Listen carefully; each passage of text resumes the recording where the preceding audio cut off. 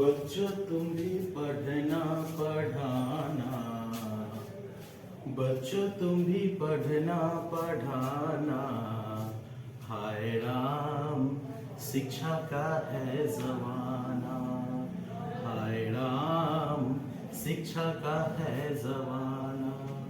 तो चलिए बच्चों, हम आज आपके सामने कुछ वस्तुनिष्ठ प्रश्नों को लेके आए हैं।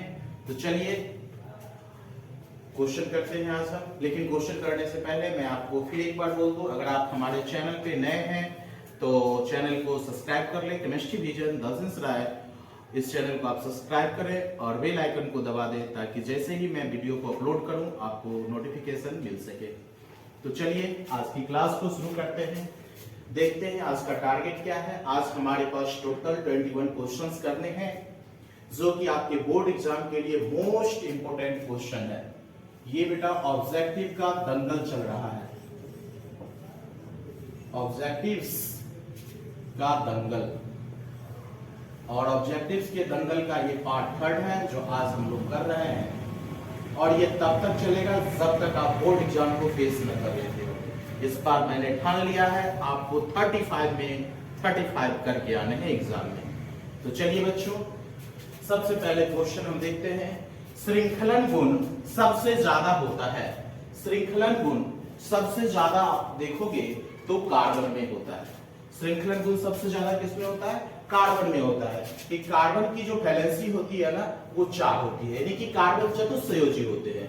कार्बन किसी भी साइड से बहुत सारे जुड़ के आपस में बहुत सारे कार्बन जुड़ के मैक्सिमम कंपाउंड्स को बना सकते हैं। तो कैटनेशन का गुण जो होता है ना, श्रृंखलन का गुण जो होता है सबसे ज्यादा किसमें देखने को मिलता है? तो वो है तत्व कार्बन। चलिए दूसरे क्वेश्चन की ओर हम लोग मूव करते हैं। दूसरा क्वेश्चन है ऑक्सीजन और ओजोन है। ऑक्सीजन का होता है बेटा सूत्र O2 और ओजोन होता है O3। ये आपका ऑक्सीजन है और ये आपका ओजोन है। तो देख रहे हो ना, दोनों ही ऑक्सीजन के अपरूप हैं। इसमें ऑक्सीजन के एक अणु में 2 परमाणु, जबकि इसमें ऑक्सीजन के एक अणु में 3 परमाणु। ऑक्सीजन के एक अणु में 2 परमाणु, ऑक्सीजन के एक अणु में 3 परमाणु। और ये दोनों किसके अपरूप हैं? ऑक्सीजन के। तो ये दोनों क्या हो गए? ऑक्सीजन और ओजोन जो है वो एक दूसरे के क्या है? अपरूप है। नेक्स्ट है, कौन सा धातु साधारण ताप पर द्रव अवस्था में पाया जाता है? क्वेश्चन नंबर 3, कौन सा धातु साधारण ताप पर द्रव अवस्था में पाया जाता है? तो बच्चे जान ले, धातु पूछा है, धातु धातु तो ये जो धातु है वो पारा है, मरकरी जिसको आप बोलते हो, और इसका सिंबल क्या होता है? Hg। अगर अधातु पूछ दिया, कभी कभी क्या होता है एग्जाम में प्रश्न में अधातु दे देते हैं और बच्चे ओवर कॉन्फिडेंस में गलत टिक करके आ जाते हैं। तो बच्चे मैं आपको एक बार इन्फॉर्म करना चाहता हूं, बच्चे मैं आपको समझाना चाहता हूं कि एग्जाम में क्वेश्चन बनाते समय हड़बड़ी मत कीजिए। इसमें क्या होते हैं, या ओवर कॉन्फिडेंस हो जाता है, ये क्वेश्चन तो हमसे आया छूटेगा ही नहीं, तो उसमें कभी है कभी नहीं है, इस टाइप के क्वेश्चन आ जाते हैं। जैसे यहां ही देखिए, कौन सा धातु पूछ रहा है। अगर अधातु होता तो इसका आंसर ब्रोमीन होता, धातु है तो इसका आंसर क्या है बच्चे? पारा। तो आप ये भी एक क्वेश्चन याद कर लें, अगर पूछा जाए अधातु तत्व तब आप ब्रोमीन बोलोगे, Br। ब्रोमीन का संकेत क्या होता है? Br, ब्रोमीन, जो कि अधातु है और ये द्रव अवस्था में पाए जाते हैं साधारण ताप पे, और धातु पूछे तो पारा है। इस अकॉर्डिंग, इस क्वेश्चन के अकॉर्डिंग आपका आंसर बी होने वाला है। नेक्स्ट है H3PO3 है। H3PO3 है क्या है? एक भास्मिक अम्ल, द्विभास्मिक अम्ल, त्रिभास्मिक अम्ल और नन ऑफ दिस। तो स्ट्रक्चर बनाते हैं H3PO4 का। H3PO4 का स्ट्रक्चर जरा देख लो बच्चे। H3PO4 H3 है, देखो बच्चे H3, आप चाहो तो इसको आप यहां पे दिखा सकते हो बॉन्ड, यहां भी आप बॉन्ड दिखा सकते हो। H3PO4 सॉरी H3PO3 है। किसका स्ट्रक्चर मैं ड्रॉ कर रहा हूं? H3PO3। हाइड्रोजन 3 है, फास्फोरस 1 है और ऑक्सीजन 3 है। तो हाइड्रोजन देखो बच्चे 1, 2 और 3 हाइड्रोजन, फास्फोरस 1 है और ऑक्सीजन कितने हैं? 3, 1, 2 और 3। आपको पता है ऑक्सीजन की वैलेंसी 2 होती है। ऑक्सीजन देखिए डबल वैलेंस, ऑक्सीजन अपना वैलेंस पूरा कर रखा है। यहां भी आप देखोगे ऑक्सीजन का वैलेंस पूरा है, यहां भी देखोगे ऑक्सीजन का एक वैलेंस इस हाइड्रोजन से जुड़ा हुआ है, एक फास्फोरस से जुड़ा हुआ है, और ये फास्फोरस भी 2, 3, 4, 5 हाइड्रोजन सिंगल बॉन्ड से जुड़े हुए हैं। इसमें आप देखो OH ग्रुप कितने हैं? 2 OH ग्रुप हैं, जब OH ग्रुप 2 है इसका मतलब जो है ये द्विभाषमिक अम्ल है। कितना क्या हो गया? द्विभाषमिक अम्ल। आपसे पूछा जाए H3PO3 क्या है, आप देखोगे इसमें 2 हाइड्रोक्सिल ग्रुप उपस्थित है, जिस कारण से ये द्विभाषमिक अम्ल है। कभी कभी क्या करते हैं बच्चों, एक क्वेश्चन मैं और भी बता देता हूं आपको, एग्जाम में पूछे जाते हैं H3PO4। पहले तो आप स्क्रीनशॉट ले लें, पहले आप स्क्रीनशॉट ले लें, इसे ले लिए होंगे स्क्रीनशॉट।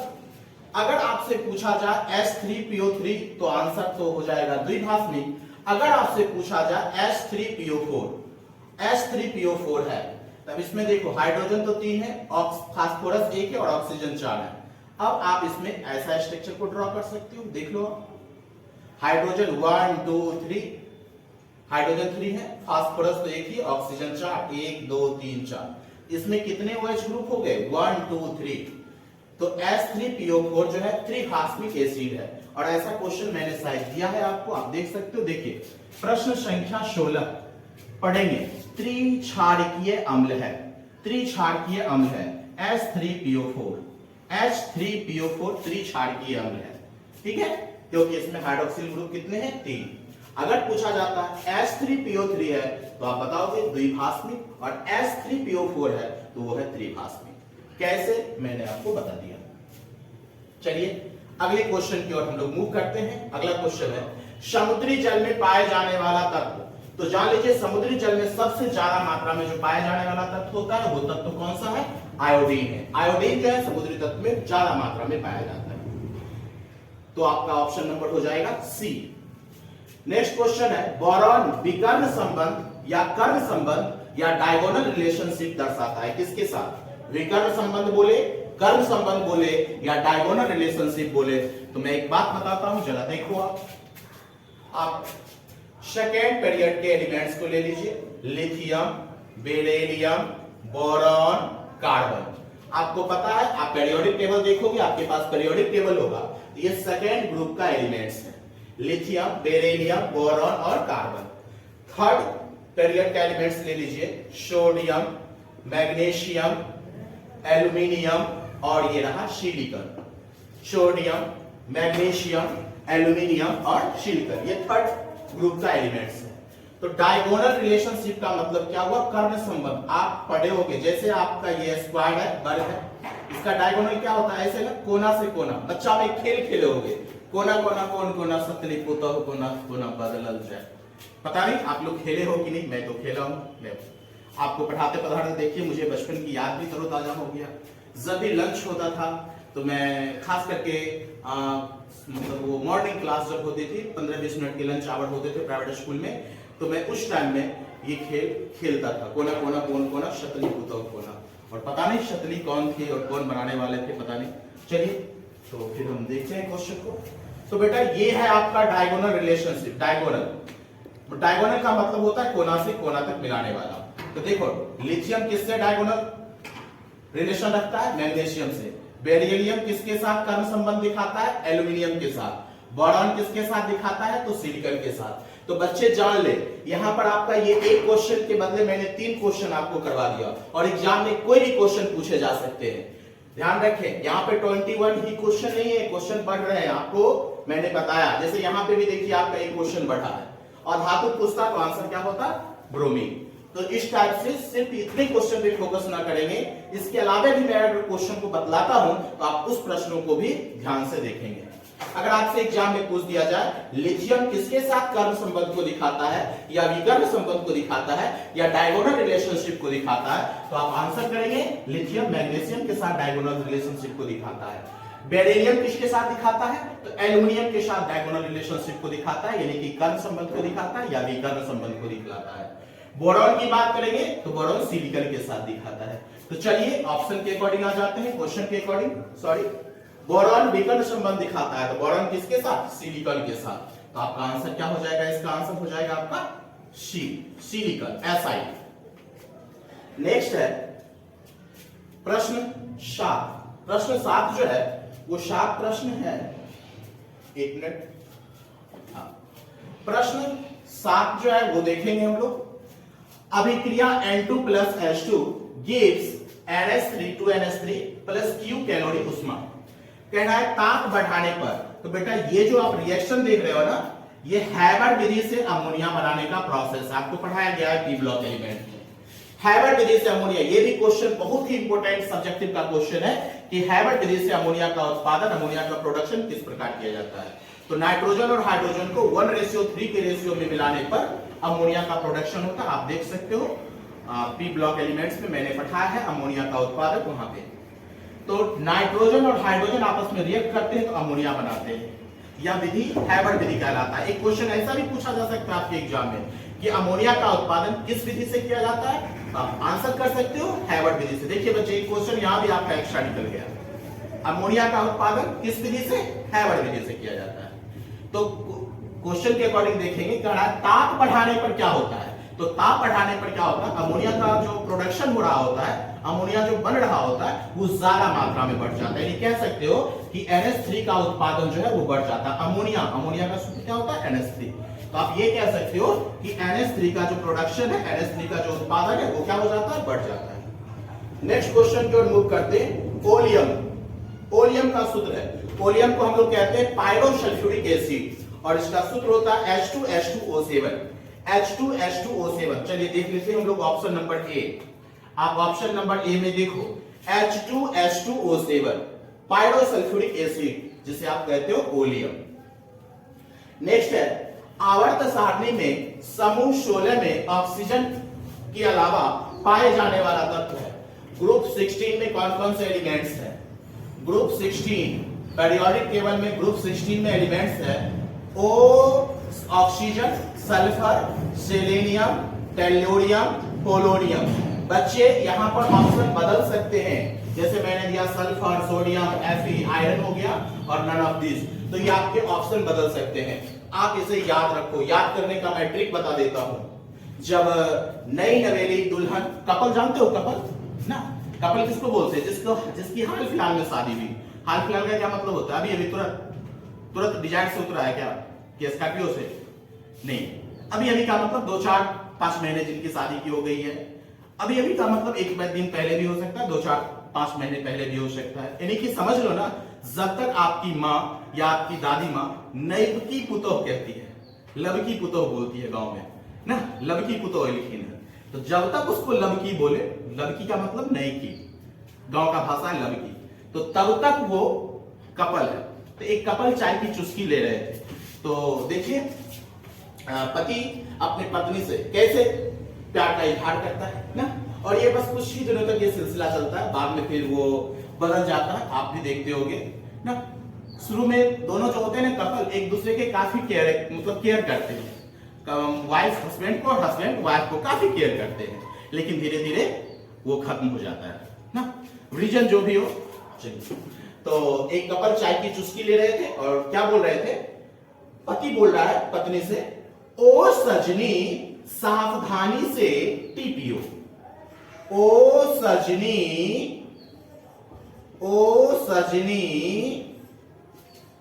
सावधानी से टी पियो। ओ सजनी सावधानी से टी पियो। टी मतलब चाय, वरना जीभ जल जाएगी। देख रहे हो ना हस्बैंड कितना केयरिंग है, अपनी प्यारी दुल्हनिया को किस तरह से मना रहा है। ओ सजनी सावधानी से टी पियो वरना जीभ जल जाएगी। ओ ऑक्सीजन, सजनी सल्फर ना, सावधानी एक्स्ट्रा वर्ड है, से ऐसी selenium, T TE tellurium, PO तो पोलोनियम हो गया। तो आप देख लो ग्रुप 16 का ये एलिमेंट्स है। तो आपसे पूछा जा रहा है कि आवर्त सारणी के समूह 16 में, समूह बोले या ग्रुप, ऑक्सीजन के अलावा पाया जाने वाला तत्व। तो अकॉर्डिंग टू ऑप्शन ऑक्सीजन के अलावा पाया जाने वाला तत्व पहला है सल्फर। तो आप बेटा इस ट्रिक को याद रखेंगे, और भी मैं पीरियोडिक टेबल के लिए ट्रिक बनाया हूं, मैं उसे नेक्स्ट वीडियो में डाल दूंगा। चलिए नेक्स्ट क्वेश्चन की ओर मूव करते हैं। सल्फर डाइऑक्साइड का सूत्र है, ये तो बच्चा वाला क्वेश्चन है। Sulphur dioxide SO2, sulphur dioxide, और SO3 को क्या बोलते हैं, सल्फर ट्राइऑक्साइड। आपसे पूछा गया डाइऑक्साइड, SO3 बोलिए। NaOH है, नेक्स्ट क्वेश्चन है NaOH है। तो बेटा अकॉर्डिंग टू आर्हेनियस ने क्या बताया था वैसे पदार्थ जो जलीय विलयन में H प्लस देते हैं अम्ल कहलाते हैं, जो OH माइनस देते हैं वो क्षार कहलाते हैं।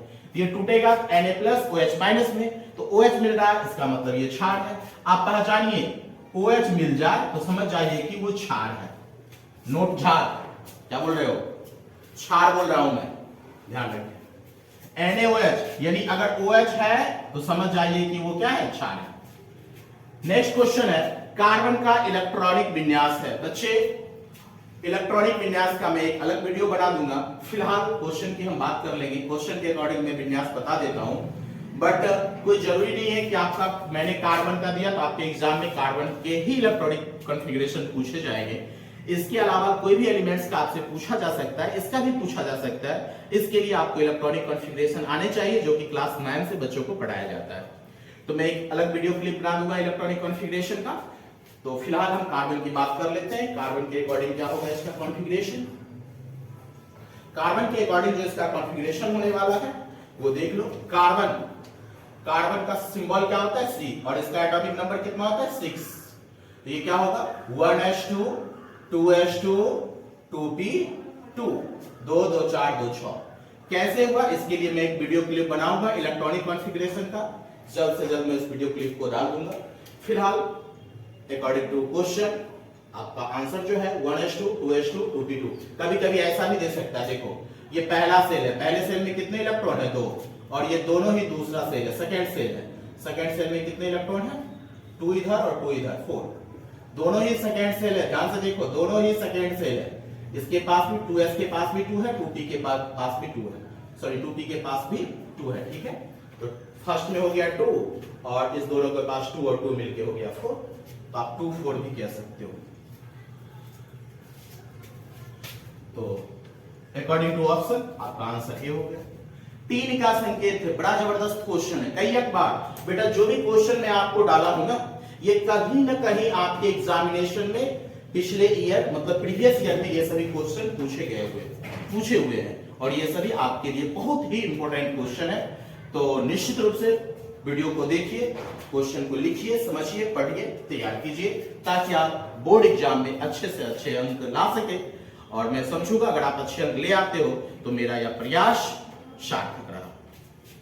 तो बच्चे देखिए 3 का संकेत होता है, 3 बच्चे सोच लेते हैं Tn, नाम के अकॉर्डिंग Tn, बट इसका संकेत होता है Sn, ठीक है। 3 का संकेत क्या होता है बेटा? Sn, लैटिन वर्ड से लिया गया है। और जैसे टंगस्टन, ये भी क्वेश्चन पूछे जाते हैं। टंगस्टन में भी लग रहा है कि T से ऑप्शन दे देगा आपको, Tn इस टाइप से कुछ दे देगा, लेकिन टंगस्टन का सिंबल क्या होता है? W। टंगस्टन जानते हो ना बेटा? टंगस्टन वही होता है जो येलो बल्ब जो होता था, आजकल वाला जो इलेक्ट्रिक बल्ब नहीं, पहले जमाने वाला जो येलो बल्ब होता था जिसमें फिलामेंट लगे होते थे ना, उसमें जो फिलामेंट बनी होती है ना, टंगस्टन की बनी होती है। तो टंगस्टन का सिंबल क्या होता है बेटा? W होता है। चलिए इसके साथ ही साथ कुछ एक्स्ट्रा क्वेश्चन भी सीखते हैं, फिजिक्स वाले टीचर ने भी आपको पढ़ाया होगा। नेक्स्ट क्वेश्चन 14, साधारण नमक का सूत्र है। तो बेटा साधारण नमक को आप बोलते हो सोडियम क्लोराइड ना, NaCl, टेबल साल्ट भी इसे कहा जाता है। नेक्स्ट है सर्वाधिक आयनन विभव है। आपके पास ऑप्शन दिए गए हैं, आप अगर ऑप्शन को देखोगे, ये ऑप्शन जो है आपके ग्रुप पीरियड नंबर 3 से लिए गए हैं। किस पीरियड से लिए गए हैं? 3 पीरियड से। पीरियड नंबर में 3 में कौन कौन से एलिमेंट्स हैं? देखिए सोडियम है, मैग्नीशियम है, एल्यूमिनियम है, सिलिकॉन है, फास्फोरस है। मैंने क्या क्या बोला? Sodium, magnesium, aluminium, silicon, phosphorus, sulphur, आगे सल्फर भी है, क्लोरीन भी है, इसके आगे सल्फर भी है, क्लोरीन भी है। तो किसी भी आवर्त में बाएं से दाएं जाते हो ना, तो आयनन विभव का मान बढ़ता है, याद रखेंगे। पीरियड में, पीरियोडिक टेबल में आप पीरियड में चलेंगे, यानी कि आवर्त में चलेंगे, बाएं से दाएं चलेंगे, तो क्या होगा? आयनन विभव बढ़ेगा। आपके पास पीरियोडिक टेबल होगा, आप देखेंगे sodium, magnesium, aluminium, silicon, phosphorus, sulphur, chlorine, ठीक है, ये सब तीसरे आवर्त के तत्व हैं। तो अकॉर्डिंग टू ऑप्शन आप देख लें क्या क्या है? ये 15, एल्युमिनियम, फास्फोरस, सिलिकॉन, Mg। तो Mg तो बेटा सेकेंड ग्रुप का एलिमेंट है, Mg सेकेंड ग्रुप का एलिमेंट है। तो ये देखो, ये भी सेकेंड ग्रुप भी सेकेंड है Mg का, और पीरियड तो तीसरा है। तो आप देख लो इसमें सबसे ज्यादा किसका हो जाएगा अकॉर्डिंग टू ऑप्शन। देख लो एल्युमिनियम दिया हुआ है ऑप्शन में, मैग्नीशियम दिया हुआ है ऑप्शन में, ठीक है, फास्फोरस दिया हुआ है और सिलिकॉन दिया हुआ है। मैंने सिखाया बाएं से दाएं जाने पर बढ़ता है, तो ऑप्शन के अकॉर्डिंग सबसे ज्यादा आयनन विभव किसका हो जाएगा फास्फोरस का। चलिए इसका आंसर हो जाएगा बी। 16 क्वेश्चन मैंने बता दिया। 17 निम्न में पी ब्लॉक का तत्व नहीं है। बेटा पी ब्लॉक का तत्व नहीं है, इसके लिए आपको पूरा पी ब्लॉक याद रखना पड़ेगा, पूरा ही पी ब्लॉक याद रखना पड़ेगा कि कौन सा पी ब्लॉक का तत्व नहीं है। इसके लिए बता दूं क्या, इसके लिए वैसे तो मैं बता दूं इसका आंसर पी ब्लॉक का तत्व नहीं है। आप देख लो SN है, AL है, MG जो है बेटा ये ग्रुप सेकेंड का और ये S ब्लॉक का तत्व है। मैं इसके लिए ट्रिक बता दूंगा, पूरे S ब्लॉक का, P ब्लॉक का, D ब्लॉक का मैं ट्रिक बना के एक अलग वीडियो क्लिप डाल दूंगा, ठीक है। अगर इसमें बताऊंगा तो फिर टाइम ज्यादा लग जाएगा, इसलिए मैं अगले वीडियो क्लिप में इसको डाल दूंगा।